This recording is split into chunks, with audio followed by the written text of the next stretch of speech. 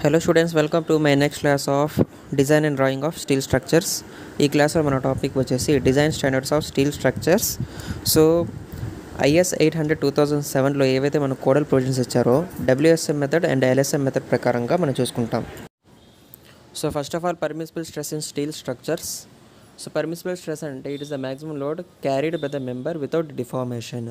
So deform అవ్వకుండా ఎంతైతే maximum load carry చేయగలుగుతుందో పర్ యూనిట్ ఏరియాని మనం ఏమంటాం, పర్మిసిబుల్ స్ట్రెస్ అని చెప్పేసి అంటాం. సో బేసికల్గా దీన్ని అప్టైన్ చేసేది ఏ విధంగా అంటే yield factor is yield stress upon factor of safety. Okay, yield stress upon factor safety. Yield stress అంటే ఎక్కడైతే ఈల్డింగ్ స్టార్ట్ అవుతుంది, ఏ స్ట్రెస్ దగ్గర అయితే, ఏ పాయింట్ ఆఫ్ స్ట్రెస్ దగ్గర అయితే ఈల్డింగ్ స్టార్ట్ అవుతుందో దాన్నే మనం బేసికల్లీ ఈల్డ్ స్ట్రెస్ అని చెప్పేసి అంటాం. సో ఈల్డింగ్ అంటే ఏంది, అండ్ అదేవిధంగా ఎలాస్టిసిటీ అంటే ఏంది, నెకింగ్ అంటే ఏంది, ఓకే, అండ్ బ్రేకింగ్ అంటే ఏంది, ఫెయిల్యూర్ ఏంది, ఫెటిగ్ అంటే అన్ని టాపిక్స్ లాస్ట్ క్లాస్లో డిస్కస్ చేస్తున్నాను. సో ఏ స్ట్రెస్ దగ్గర అయితే ఈల్డింగ్ జరుగుతుందో దాన్ని మనం ఈల్డింగ్ స్ట్రెస్ అని చెప్పేసి అంటాము. సో దాన్ని మనం ఫ్యాక్టర్ ఆఫ్ సేఫ్టీతో డివైడ్ చేస్తే వచ్చే స్ట్రెస్ని పర్మిసిబుల్ స్ట్రెస్ అని చెప్పేసి అంటాము. సో అంతే స్ట్రెస్ మనం దాంట్లో మన యొక్క స్టీల్ స్ట్రక్చర్లో అలో చేయొచ్చు అన్నమాట. So in working stress method it is assumed that members can carry load up to elastic limit. Members elastic limit వరకు క్యారీ అవుట్ చేయగలవు. దట్ మీన్స్ ఎలాస్టిక్ లిమిట్ అంటే ఏంది, ఎక్కడ వరకు అయితే లోడ్ అది బేర్ చేయగలుగుతుంది. అంటే మనం టెన్సైల్ లోడ్ అప్లై చేసిన తర్వాత దాన్ని ఎలాంగేట్ చేసిన తర్వాత లేకపోతే కంప్రెస్ చేసిన తర్వాత ఏదైతే టెంపరీ డిఫార్మేషన్ వస్తుందో అండ్ అది వన్స్ ఆ లోడ్ రిమూవ్ చేయగానే అది మళ్ళీ దాని యొక్క ఒరిజినల్ పొజిషన్కి రిటైన్ అయ్యే విధంగా ఉంటుందో దాన్ని మనం ఎలాస్టిక్ లిమిట్ అని చెప్పేసి అంటాము. సో దాన్ని మించితే కనుక దాని యొక్క ఒరిజినల్ పొజిషన్ని, షేప్ని రిటైన్ చేయలేదన్నమాట. Hence members will be designed such that they can resist less loads. Okay, ఈ విధంగా మెంబర్స్ని డిజైన్ చేయబోతారు. అంటే వర్కింగ్ స్ట్రెస్ మెథడ్ ప్రకారంగా ఈ విధంగా మెంబర్స్ని డిజైన్ చేయబోతారు. That means they have to resist less loads as compare to the resistance of maximum capacity. Maximum కెపాసిటీకి ఎంతైతే అది రెసిస్టెన్స్ ఇస్తుందో దాని కంపారిజన్లో లెస్ లోడ్స్ని అవి రెసిస్ట్ చేయగలుగుతాయి by proper factor of safety to hold permissible stress. Proper factor of safety ఇచ్చిన దాని తర్వాత ఈ విధంగా మనము కంట్రోల్ చేయవచ్చు అన్నమాట. అండ్ ఫ్యాక్టర్ ఆఫ్ సేఫ్టీ మనం ఎంత తీసుకోవాలంటే 1.67 తీసుకోవాలి. వీటికి member subjected to axial tension or compression. అంటే అలాంగ్ ది యాక్సెస్ ఏదైతే కంప్రెషన్ ఆర్ టెన్షన్ వచ్చిందో ఒకవేళ అటు సైడ్ ఉంటే మనం 1.67 తీసుకోవాలి. ఒకవేళ బెండింగ్కి సబ్జెక్ట్ అయితే మనము 1.50 తీసుకోవాలి. Since in axial loading all fibres reach maximum stresses. Axial లోడింగ్లో మ్యాక్సిమం అన్ని ఫైబర్స్, స్టీల్ కానీ, రబ్బర్ కానీ, నైలాన్ కానీ, సో అన్ని టైప్ ఆఫ్ ఫైబర్స్ మ్యాక్సిమం స్ట్రెసెస్కి రీచ్ అయిపోతాయి. But in bending only extreme fibres will reach maximum stresses. ఎక్స్ట్రీమ్గా ఏవైతే ఉంటాయో, అంటే ఇప్పుడు ఒక స్టీల్ స్ట్రక్చర్లో తీసుకుంటే టాప్ ఒకటి ఉంటుంది, బాటమ్ ఒకటి ఉంటుంది, మిడిల్ ఒకటి ఉంటుంది, ఫైబర్స్ అంటే ఈ విధంగా నెంబర్ ఆఫ్ ఫైబర్స్లో డివైడ్ చేస్తే నెంబర్ ఆఫ్ లేయర్స్ అనమాట. ఇంకో మాటలు చెప్పాలంటే ఆ విధంగా ఎక్కడైతే ఎక్స్ట్రీమ్ పొజిషన్స్ ఉంటాయో, that means top and bottom ఉంటుందో అక్కడ మాత్రం ఎక్కువగా మ్యాక్సిమం స్ట్రెసెస్ వస్తాయంట. అంటే బెండింగ్ పరంగా చూసుకున్నట్టయితే యాక్సియల్ లోడింగ్ చూసుకున్నట్టయితే మ్యాక్సిమం స్ట్రెసెస్ అనేది రీచ్ అయిపోతాయి అన్నమాట. ఆల్ ఫైబర్స్ అనేవి రీచ్ అయిపోతాయి, ప్రతి ఫైబర్ రీచ్ అయిపోతుంది. బట్ బెండింగ్లో అలా కాదనమాట. మ్యాక్సిమం ఏవైతే ఎక్స్ట్రీమ్ ఫైబర్స్ ఉన్నాయో అవి రీచ్ అవుతాయి. Hence factor of safety will be less for bending. అందుకని ఫ్యాక్టర్ ఆఫ్ సేఫ్టీ బెండింగ్ కోసము తక్కువ తీసుకుంటాం అనమాట. వాళ్ళు compare to the axial tension or comparison factor of safety. So next, ఏంది working stress method? In the field there are always worst combination of dead loads. ఫీల్డ్లో చూసుకున్నట్టయితే loads యొక్క combination అనేది చాలా ఎక్కువ ఉంటుంది. Dead load, live load, earthquake load, wind load, etcetera. Hence members will be designed such that they can resist more and more loads of actually we needed. So అన్ని రకమైన లోడ్స్ని అది రెసిస్ట్ చేసుకునే విధంగా మనం ఏం చేస్తాం, అజ్యూమ్ చేసుకొని డిజైన్ చేస్తాము. Ultimately size and cross section area of the member increases and hence working or failure stress decreases. అల్టిమేట్గా ఏమవుతుంది, దాని యొక్క క్రాస్ సెక్షన్ అండ్ అదేవిధంగా దాని యొక్క సైజు, ఏదైతే మెంబర్ యొక్క సైజు దాని యొక్క ఏరియా ఉందో దాన్ని మనం పెంచుదాం అనమాట. దానివల్ల వర్కింగ్ ఫెయిల్యూర్ లేకపోతే వర్కింగ్ స్ట్రెసెస్ అనేవి తక్కువగా రావడం జరుగుతాయి. వర్కింగ్ స్ట్రెస్ అంటే ఏంది, ఇప్పుడు load supplied to the members, load ఏదైతే మనం మెంబర్స్ పైన సప్లై చేస్తామో పర్ క్రాస్ సెక్షనల్ ఏరియా, సింపుల్గా చెప్పాలంటే ఏదైతే జనరల్ స్ట్రెస్ ఉందో అదే బేసికల్లీ వర్కింగ్ స్ట్రెస్ అనమాట. ఓకే, వర్కింగ్ స్ట్రెస్ని మనం పర్మిసిబుల్ స్ట్రెసెస్ అని కూడా పిలవచ్చు అనమాట. సో దట్స్ వై దీని యొక్క ఫార్ములా కూడా yielding stress upon factor of safety అవుతుంది. So factor of safety 1.67 for axial tension of compression, 1.5 for bending అనమాట. ఇంకా దాని తర్వాత పోతే మెరిట్స్ చూసుకున్నట్టయితే members cannot be failed in future having a large life span. దీనికి మనం ఎక్కువ లోడ్ అంటే ఎక్కువ type of loads, all type of loads consider చేసుకొని డిజైన్ చేస్తున్నాం కాబట్టి దీని యొక్క లైఫ్ స్పాన్ అనేది ఎక్కువ ఉంటుంది. అండ్ అదేవిధంగా దీని యొక్క డిజైన్ అనేది సింపుల్గా ఉంటుంది అన్నమాట. బట్ ఒక డిమెరిట్ ఏంటంటే వెయిట్ ఆఫ్ ద స్ట్రక్చర్ అనేది చాలా ఎక్కువ అయిపోవడం వల్ల మెటీరియల్ అనేది ఎక్కువ యూజ్ అవుతుంది అండ్ అదేవిధంగా అన్ఎకనామికల్గా మారిపోతుంది. సో మనకు కాస్ట్ అనేది చాలా ఎక్కువగా ఇస్తుంది అనమాట. అది ఒక డిసడ్వాంటేజ్. ఓకే, దాన్ని మనం ఓవర్కమ్ చేయడానికి మనం అడాప్ట్ చేసే మెథడ్ లిమిట్ స్టేట్ మెథడ్ అనమాట, లేకపోతే ప్లాస్టిక్ స్టేట్ మెథడ్. దీంట్లో ఏంటంటే the design of the members May touch the plastic range. Elastic limit వరకు కాదు, దీంట్లో ప్లాస్టిక్ రేంజ్ వరకు మనం ఉంచుదాం అనమాట. ప్లాస్టిక్ రేంజ్ అంటే ప్లాస్టిక్ లిమిట్ వరకు, ఓకే, 0 నుంచి ప్లాస్టిక్ లిమిట్ వరకు రీచ్ అవ్వడం. ప్లాస్టిక్ లిమిట్లో ఏమవుతుంది, వన్స్ లోడ్ రిమూవ్ చేసినా కానీ దాంట్లో ఏదైతే డిఫార్మేషన్ వచ్చేసిందో అది దాని యొక్క ఒరిజినల్ షేప్ని లోడ్ రిమూవ్ చేసిన తర్వాత తీసుకోలేదన్నమాట. దాని యొక్క ఒరిజినల్ షేప్ని పొజిషన్ని అంటే కంప్లీట్గా ఫెయిల్యూర్ కూడా అవ్వదు మళ్ళీ. అండ్ అదేవిధంగా కంప్లీట్గా ఒరిజినల్ పొజిషన్ కూడా వచ్చేది. ఓకే, ఇది మనము లిమిట్ స్టేట్ మెథడ్లో కన్సిడర్ చేసుకుని ప్లాస్టిక్ రేంజ్ వరకు లోడ్ అనేది అప్లై చేస్తామన్నమాట. Factor of safety will be desired for each loads by considering load combination and strength and serviceability requirements. So దాంట్లో అన్ని లోడ్స్ని కన్సిడర్ చేస్తాం. దీంట్లో ఈచ్ లోడ్కి వేరే వేరే ఫ్యాక్టర్ ఆఫ్ సేఫ్టీ అనేది ఉంటుందన్నమాట. Okay, strength and serviceability requirements బట్టి. Hence it is called partial factor of safety. దాన్ని అందుకని మనం అంటాం partial factor of safety. Design load is equal to corresponding characteristic load upon partial safety factor. So ఓవరాల్గా మనం design load ఏదైతే ఫైనల్గా adapt చేస్తామో, అదే అప్టైన్ చేస్తామో, అది ఎలా వస్తుందంటే ఏదైతే కరస్పాండింగ్ క్యారెక్టరిస్టిక్ లోడ్ ఉంటుందో దాన్ని ఫ్యాక్టర్ ఆఫ్ సేఫ్టీతో డివైడ్ చేస్తాము. అండ్ ఇకపోతే కొన్ని కంపారిజన్స్ ప్లాట్ చేద్దాం as per WSM and as per LSM. Okay, first of all permissible stresses as per WSM చూసుకున్నట్టయితే maximum permissible axial stress in compression is given by, okay, permissible stress, okay, maximum permissible stress axially అనమాట. ఇది కంప్రెషన్లో అయితే 0.60 FY. ఎందుకంటే steel ductile material ఏదైతే ఉంటుందో అది మనకు కంప్రెషన్లో వీక్గా ఉంటుంది. అదే కదా మన RCCలో డిస్కస్ చేసుకున్నప్పుడు assumptions of working stress and limit state మీద డిస్కస్ చేసుకున్నప్పుడు చెప్పింది.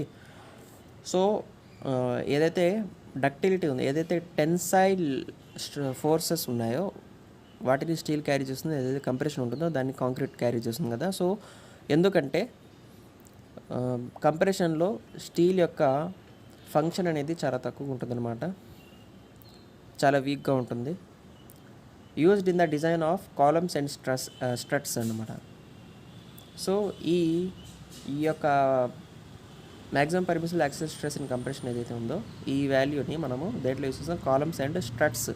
స్ట్రట్స్ అంటే ఇక్కడ బేసికల్లీ ఇక్కడ చూపించారు కదా కాలమ్ టైప్ మెటీరియల్స్ అనమాట. అవి కూడా ఏవైతే బీమ్స్ ఉంటాయో పైన వాటిని క్యారీ చేయడానికి ఉపయోగపడతాయి.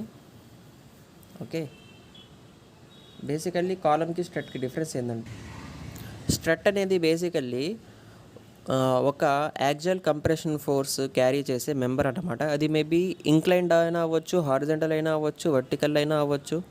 బట్ కాలమ్ అంటే ఒక వర్టికల్ మెంబర్ మాత్రమే అన్నమాట.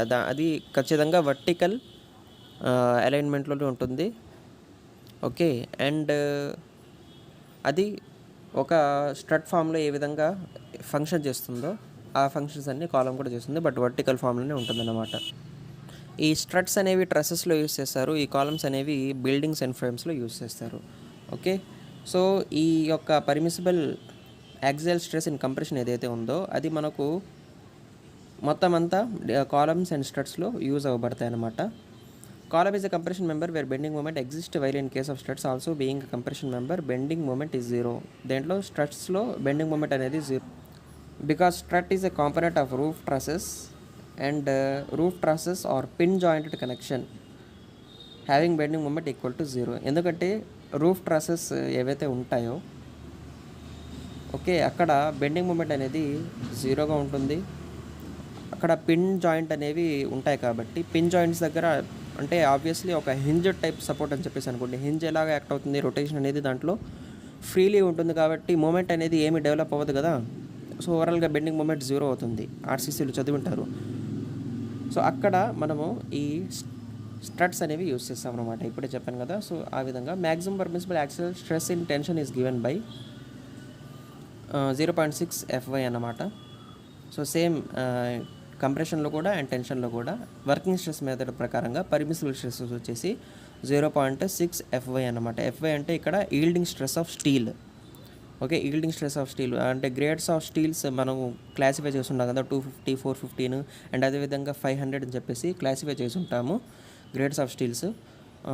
సో అవి ఆ నెంబర్స్ ఏవైతే ఉన్నాయో 250, 415 అండ్ 500 అనేవి ఆ నెంబర్స్ దేన్ని రిప్రజెంట్ చేస్తాయి అంటే ఇవే ఈ FI వాల్యూని రిప్రజెంట్ చేస్తాయి. అంటే ఈల్డింగ్ స్ట్రెస్ని రిప్రజెంట్ చేస్తాయి. Okay it is used in design of tension members. A tension members అయినా కానీ వాటి యొక్క డిజైన్లో యూజ్ అవ్వబడతాయి అన్నమాట.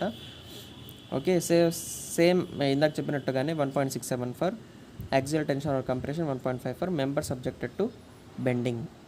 అండ్ అదేవిధంగా maximum permissible bending stresses in compression చూసుకున్నట్టయితే ఓకే అవి యాక్సియల్ స్ట్రెసెస్. ఓకే ఇది బెండింగ్ స్ట్రెసెస్. దీంట్లో కన్ఫ్యూజ్ అవ్వకూడదు అన్నమాట. సో బెండింగ్ పరంగా ఎక్కడ ఎక్కువగా వస్తుంది బెండింగ్ అయితే ఏవైతే ఎక్స్ట్రీమ్ ఫైబర్స్ ఉన్నాయో అక్కడ ఎక్కువ వస్తాయి అని చెప్పేసి అన్నాను కదా. సో కాబట్టి మనం ఏం చేయాలి బెండింగ్ యొక్క ఫ్యాక్టర్ ఆఫ్ సేఫ్టీని మనం ఎక్కువ కన్సిడర్ చేయాలి. సో కాబట్టి 0.66. ఆబ్వియస్లీ ఫ్యాక్టర్ ఆఫ్ సేఫ్టీ ఎప్పుడైతే మనము 1.5తో డివైడ్ చేస్తామో అప్పుడు ఓవరాల్గా వాల్యూ అనేది when compare to axial tension or compression factor అది స్ట్రెసెస్ పెరుగుతుందా తగ్గుతుందా? పెరుగుతుంది. ఎందుకంటే డినామినేటర్లో తక్కువ వాల్యూ ఉంటే ఓవరాల్గా రిజల్ట్ అనేది పెరుగుతుంది. ఓకే డినామినేటర్లో ఎక్కువ వాల్యూ ఉంటే రిజల్ట్ స్ట్రెసెస్ అనేవి తగ్గుతుంది. బేసికల్లీ ఇది లాజికల్ ఒక రీజనే. దీంట్లో మళ్ళీ ఇన్ డెప్త్ వెళ్ళాల్సిన అవసరం లేదు. So maximum permissible bending stresses in compression is given as sigma BC. Okay BC అంటే బెండింగ్ స్ట్రెసెస్ ఇన్ కంప్రెషన్ అన్నమాట. BT అంటే bending stresses in tension. So దీన్ని మనం ఎక్కడ యూస్ చేస్తామంటే used in design of flexural bending member that is beam, built up beam, plate girders. So ఈ built up beams and plate girders అంటే వచ్చే క్లాసెస్లో మీకు తెలుస్తాయి. సో బేసికల్లీ ఇంతవరకు తెలుసుకోండి. సో వీటిని మనము బీమ్స్లో, బిల్టప్ బీమ్స్లో అండ్ ప్లేట్ గట్టర్స్ అనే స్ట్రక్చర్స్లో మనం ఈ వాల్యూని అడాప్ట్ చేస్తాము. సో అవి ఆ బిల్టప్ బీమ్స్ అంటే ఏందో నేను మళ్ళీ చెప్తాను. So maximum permissible bending stresses in tension అనేది ఓకే డిజైన్ ఆఫ్ బీమ్స్లో మనం దీన్ని యూస్ చేస్తాం అనమాట. ఎందుకంటే బీమ్స్లో కూడా టెన్షన్ అనేది వస్తుంది కదా. So 0.66 FY. అండ్ అదేవిధంగా maximum permissible average shear stress. Okay average shear stress ఒకటి ఉంటుంది అంటే మ్యాక్సిమం షియర్ స్ట్రెస్ ఒకటి ఉంది. Maximum permissible maximum shear stress, maximum permissible average stress. Okay average shear stress.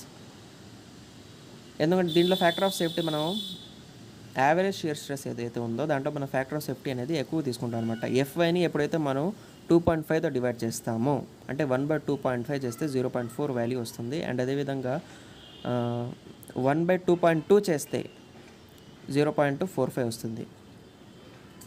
Okay ఈ విధంగా ఈ వాల్యూస్ని కూడా గుర్తుపెట్టుకోవాలి. అండ్ అదేవిధంగా maximum permissible bending stresses in column base అన్నమాట. సో ఇప్పుడు దాకా మనం చూసుకునేది ఇన్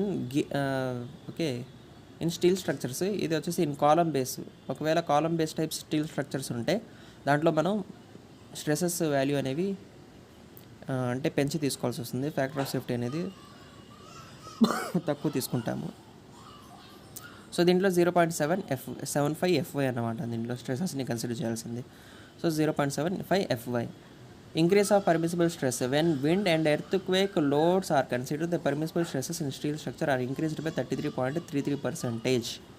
ఎప్పుడైతే విండ్ అండ్ ఎర్త్క్వేక్ లోడ్స్ మనం కన్సిడర్ చేస్తామో అప్పుడు 33.33%. జస్ట్ ఏం లేదు, వచ్చిన స్ట్రెస్కి మనము ఏం చేయాలి, 1.33తో మల్టిప్లై అయినా చేయవచ్చు, లేకపోతే దాన్ని 1 + 0.33 అయినా చేసుకోవచ్చు. ఎలాగైనా 33% ఇంక్రీజ్ చేయాలంటే ఇప్పుడు 0.33తో మల్టిప్లై చేస్తే ఏమొస్తుంది, 33% వస్తుంది. దాన్ని మళ్ళీ మనం 100 వాల్యూతో యాడ్ చేయాలి. అంటే 100% ఎంత అవుతుంది, ఆ వాల్యూతో ప్లస్ 33% ఎంత అవుతుంది, ఆ వాల్యూతో యాడ్ చేసి ఓవరాల్గా అప్లై చేయవచ్చు. సో సింపుల్గా చెప్పాలంటే ఇంటూ 1.33 చేయండి, 33.33%తో ఎంత మనం పెంచామో అంత వాల్యూ మనకు వచ్చేస్తుంది. సో బేసికలీ ఇవన్నీ నేను ప్రాబ్లమ్స్ చెప్పేటప్పుడు డిస్కస్ చేస్తాను మీతో.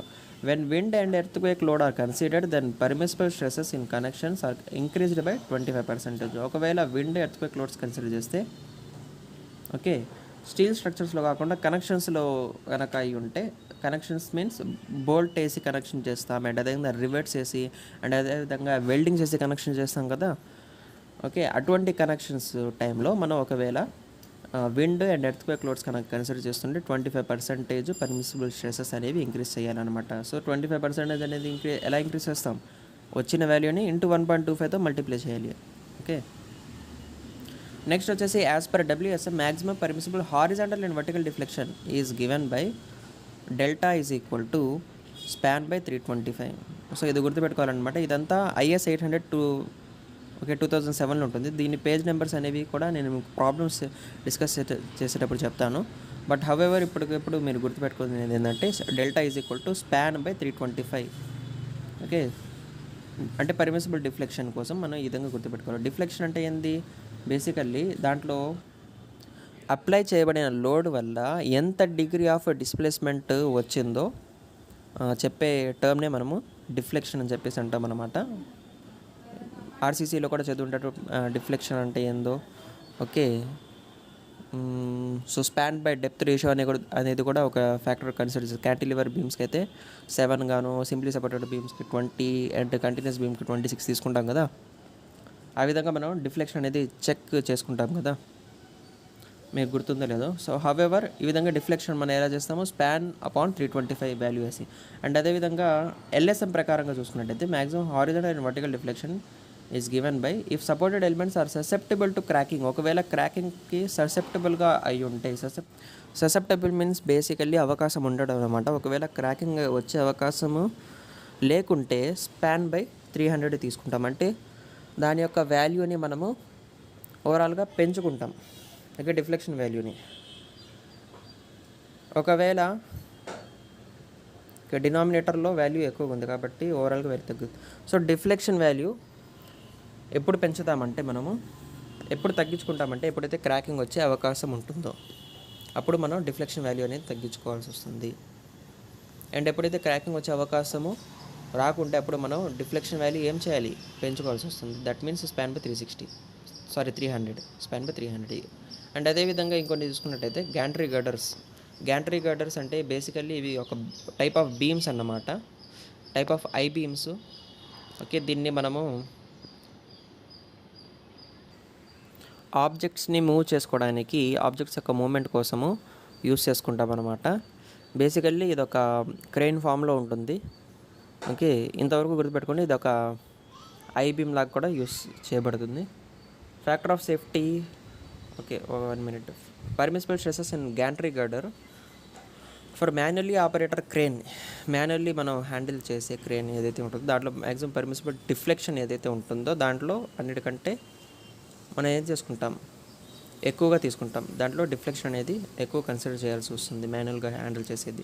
ఫర్ ఎలక్ట్రికల్లీ ఆపరేటెడ్ క్రేన్ దాంట్లో maximum permissible deflection for capacity up to 50 ton or 500 kN. 50 ton అన్నా కానీ 500 kN అన్నా కానీ ఆల్మోస్ట్ సేమ్. సో దాంట్లో మనం డిఫ్లెక్షన్ వాల్యూ అనేది తగ్గించుకోవాల్సి వస్తుంది. సో ఎలా తగ్గించుకుంటాం, స్పాన్ బై 750. ఓకే, ఆబ్వియస్లీ ఎప్పుడైతే ఎలక్ట్రికల్లీ ఆపరేటెడ్ క్రేన్ ఉంటుందో అది ఫంక్షన్ అనేది మాన్యువల్లీ ఆపరేటెడ్ క్రేన్ కన్నా కానీ బాగానే చేస్తుంది. కాబట్టి అంత డిఫ్లెక్షన్ అనేది దాంట్లో కన్సిడర్ చేయాల్సిన అవసరం లేదు. అదే సార్ ఇక్కడ స్పాన్ బై 500, ఇక్కడ స్పాన్ బై 750 పెరిగింది కదా, మీరు తగ్గించుకోవాలి అని చెప్పేసి అంటున్నారు. ఏంటి అంటే డినామినేటర్లో వాల్యూ పెరిగితే యాక్చువల్గా ఆ వాల్యూ అనేది తగ్గుతుంది. ఓకే, సో డిఫ్లెక్షన్ ఎప్పుడైతే స్పాన్ బై 750 చేసామో అప్పుడు మనకు వాల్యూ అనేది తక్కువ వస్తుంది. అండ్ అదేవిధంగా ఎలక్ట్రికల్లీ ఆపరేటెడ్ క్రేన్ ఉంది and maximum permissible deflection for a capacity more than 50 ton or 500 kilo newton ఉంది. అప్పుడు మనం స్పాన్ బై 1000 చేసి వాల్యూ అనేది ఇంకా తగ్గించుకుంటాము, డిఫ్లెక్షన్ అనేది ఇంకా తక్కువ కన్సిడర్ చేస్తాము. Factor of safety for different stresses. Okay okay yield stress factor of safety ఏమవుతుంది, yield stress upon working stress. So FI by F. For axial stress factor of safety will be equal to FY by 0.60 F, that is 1.6 అని already చూసుకున్నాం. Okay, for bending stress 1.5 అవుతుంది, ఎందుకంటే 0.66 Fతో divide చేస్తే.